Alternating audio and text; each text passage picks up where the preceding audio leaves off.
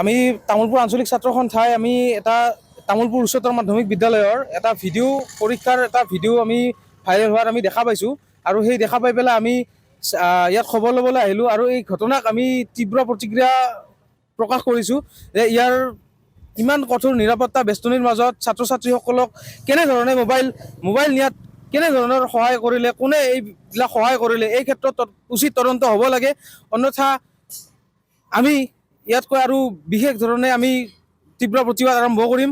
এই ক্ষেত্ৰত আমি তেখেতসকলৰ ওপৰতো আমি উচিত তদন্ত হোৱাৰ বিচাৰিছোঁ যে ইমান কঠোৰ নিৰাপত্তা বেষ্টনীৰ মাজত চৰকাৰৰ ইমান কঠোৰ নিৰ্দেশৰ মাজতো শিক্ষক আৰু ছাত্ৰ ছাত্ৰীৰ মাজত এইবিলাকৰ কেনেধৰণৰ মইমতালিৰ সৃষ্টি হৈছে। এই ক্ষেত্ৰত বিদ্যালয় কৰ্তৃপক্ষৰ লগতে ছাত্ৰ ছাত্ৰীৰ ওপৰত উচিত তদন্ত হ'ব লাগে। ভিডিঅ'টোৰ স্পষ্ট হৈ উঠিছে যে নিৰীক্ষক থকা অৱস্থাতে যিসকল ছাত্ৰ ছাত্ৰীয়ে মোবাইল ব্যৱহাৰ কৰি আছিল, এই ক্ষেত্ৰত নিৰীক্ষকেও পূৰ্ণ সহযোগিতা আগবঢ়াইছে। নিৰীক্ষকৰ কথা স্পষ্ট হৈ আছে ইয়াতে।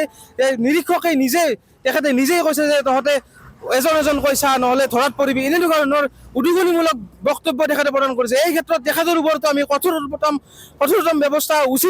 উচিত শাস্তি হোৱাৰ কাৰণে আমি উচিত তদন্তৰ বিচাৰ কৰিছোঁ।